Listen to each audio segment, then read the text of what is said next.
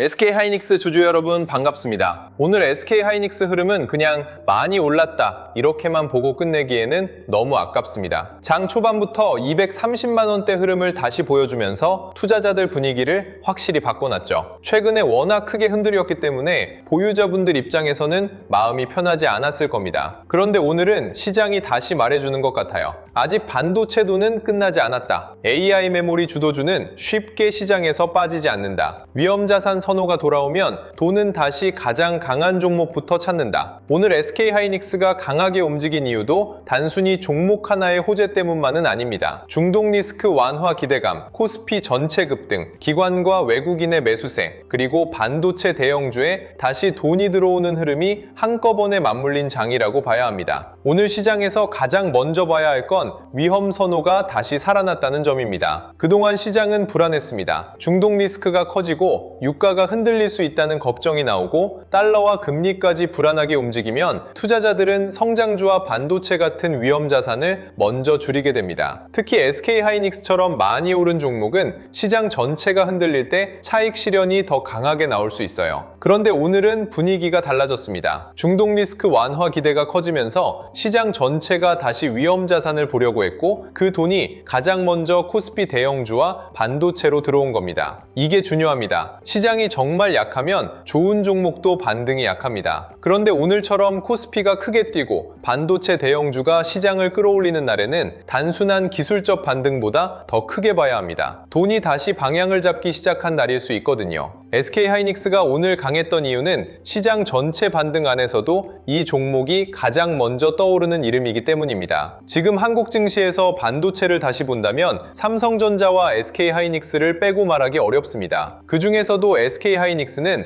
HBM, 고용량 서버 메모리, AI 데이터 센터 수요와 가장 직접적으로 연결되어 있는 종목이죠. 그러니까 시장이 다시 반도체를 사야겠다 이렇게 생각하는 순간 SK하이닉스는 가장 먼저 후보에 올라올 수밖에 없습니다. 오늘 오른 건 단순히 주가가 반등한 게 아니라 시장이 다시 SK하이닉스를 주도주로 확인한 장면에 가깝습니다. 이런 날에는 보유자분들이 조금 더 차분하게 봐도 됩니다. 불과 며칠 전까지만 해도 이거 너무 많이 오른 거 아니야? 조정이 더 깊어지는 거 아니야? 이런 불안이 있었잖아요. 그런데 시장이 강하게 돌아설 때 가장 먼저 SK하이닉스를 다시 찾는다는 건 이 회사가 아직 중심에서 밀려난 게 아니라는 뜻입니다. 오늘 코스피 흐름도 같이 봐야 합니다. SK하이닉스 혼자 오른 장이면 종목 이슈로만 보면 됩니다. 그런데 오늘은 다릅니다. 코스피 전체가 강하게 뛰었고 매수 사이드카까지 발동될 정도로 시장 전체의 분위기가 바뀌었습니다. 이런 날에는 단순히 SK하이닉스가 올랐다가 아니라 시장에 다시 돈이 들어오는데 그 돈이 어디로 먼저 갔느냐를 봐야 합니다. 그리고 오늘 그 돈은 반도체 대형주로 먼저 들어왔습니다. 이건 굉장히 좋은 신호예요. 장이 살아날 때 돈이 방산, 조선, 금융, 바이오만 보는 게 아니라 다시 반도체를 본다는 건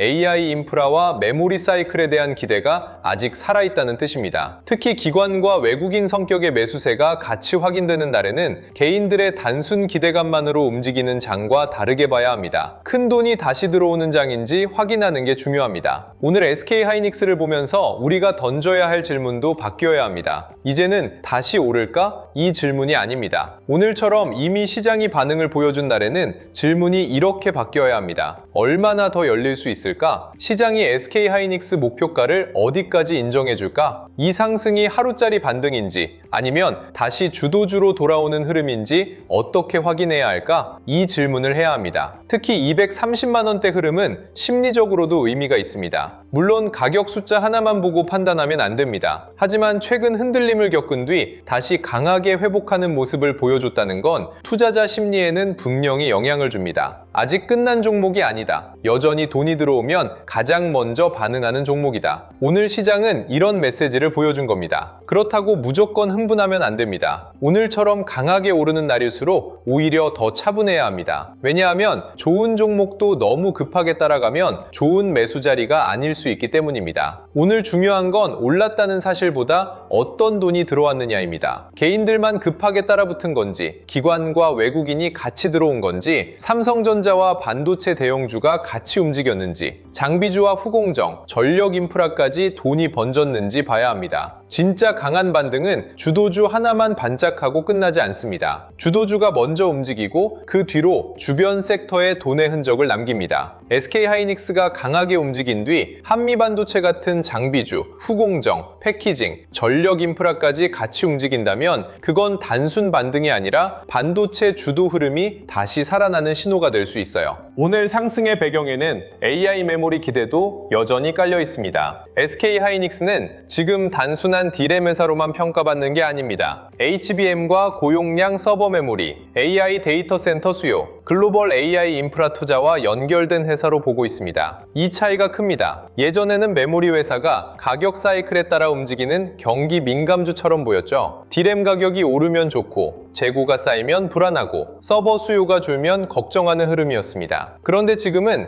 AI가 커질수록 메모리가 병목이 될 수 있다는 인식이 강해지고 있습니다. AI 모델이 커지고 데이터 센터가 늘고 서버가 더 많은 데이터를 처리해야 하면 고성능 메모리는 더 중요해질 수밖에 없어요. 그래서 SK하이닉스는 시장이 반도체를 다시 볼 때 가장 먼저 이름이 불리는 회사가 된 겁니다. 오늘 반등을 긍정적으로 볼 수 있는 이유는 시장 전체 불안이 조금 풀리자 돈이 바로 반도체로 돌아왔다는 점입니다. 만약 시장이 SK하이닉스를 더 이상 주도주로 보지 않았다면 오늘 같은 반등장에서 다른 섹터만 강했을 수 있습니다. 그런데 오늘은 반도체 대형주가 다시 중심에 섰습니다. 이건 보유자 입장에서 중요한 장면입니다. 주도주는 흔들리지 않는 종목이 아닙니다. 흔들린 뒤에도 다시 돈이 돌아오는 종목입니다. SK하이닉스는 최근 큰 변동성을 겪었지만 오늘처럼 위험 선호가 살아나는 장에서 다시 빠르게 주목받았습니다. 이게 진짜 강한 종목의 특징이에요. 항상 편하게만 움직이지는 않습니다. 하지만 시장이 다시 좋아질 때 가장 먼저 돈이 들어오는 종목이라면 그 종목은 아직 시장의 중심에 있는 겁니다. 앞으로 전망을 볼 때는 세 가지를 보시면 됩니다. 첫째, 코스피의 강세가 하루짜리로 끝나는지 아니면 며칠 더 이어지는지 봐야 합니다. 오늘처럼 급등한 뒤에는 당연히 숨고르기가 나올 수 있습니다. 그런데 숨고르기 속에서도 반도체 대형주가 버티는지 봐야 해요. 둘째, 기관과 외국인의 매수세가 이어지는지 봐야 합니다. 오늘 하루 들어온 돈보다 중요한 건 그 돈이 연속성을 가지느냐입니다. 큰 돈은 하루만 보고 판단하지 않습니다. 며칠 동안 방향이 유지되는지, 눌릴 때도 받아주는지 봐야 합니다. 셋째, SK하이닉스에서 시작된 돈이 삼성전자, 한미반도체, 장비주, 후공정, 전력 인프라까지 번지는지 확인해야 합니다. 돈이 번지면 시장은 더 강해질 수 있습니다. 돈이 한 종목에만 머물면 반등의 힘은 제한될 수 있어요. 오늘 SK하이닉스를 한마디로 보면 가격이 회복됐다 보다 시장 신뢰가 다시 붙었다에 가깝습니다. 물론 하루 상승으로 모든 게 해결되는 건 아닙니다. 하지만 오늘 같은 장은 투자자 심리를 바꿔놓습니다. 불안했던 보유자에게는 아직 시장이 이 종목을 버리지 않았구나라는 신호가 되고 신규 진입을 고민하는 투자자에게는 역시 강한 장에서는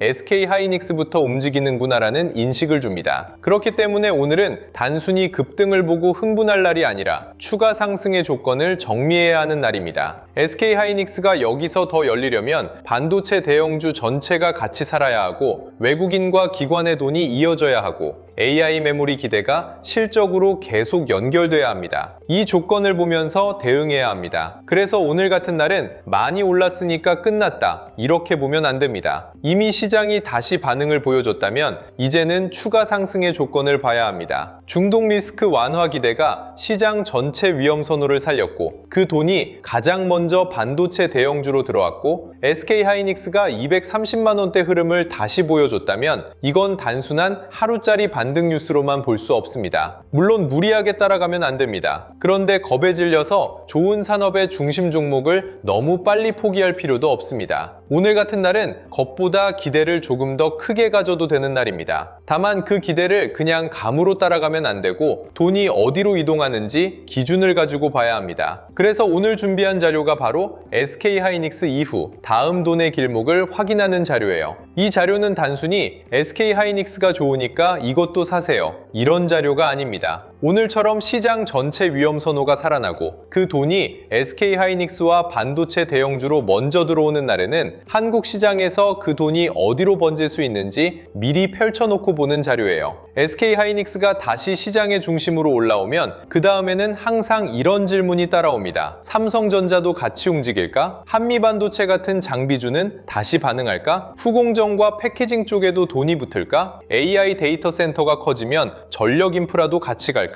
코스피 전체로 돈이 번질 수 있을까? 이걸 그때그때 뉴스 보고 급하게 찾으면 늦을 수 있습니다. 그래서 미리 길목을 정리해두는 게 중요해요. 이번 자료 안에는 실명 관찰 종목 41개, 섹터 7개, 타점 기준 4개, 매매 전 체크 10가지가 들어가 있습니다. 먼저 실명 관찰 종목 41개는 SK하이닉스 이후에 돈이 이동할 수 있는 후보들을 정리한 겁니다. SK하이닉스가 AI 메모리 중심에서 다시 힘을 받으면 그 돈이 삼성전자 같은 반도체 대형주로 이어지는지, 한미반도체 같은 HBM 장비주로 넘어가는지, HPSP 같은 장비주가 같이 반응하는지, 리노공업, ISC 같은 후공정 쪽으로 번지는지, HD 현대일렉트릭, LS일렉트릭 같은 전력 인프라까지 확산되는지 같이 보는 거예요. 특히 오늘처럼 시장 전체가 살아나면서 반도체 대형주가 먼저 움직이는 날에는 종목 하나만 보면 흐름이 너무 좁아집니다. 돈이 다시 들어오기 시작하면 그 돈은 한 종목에만 머무르지 않을 수 있거든요. 그래서 실명 관찰 종목 41개는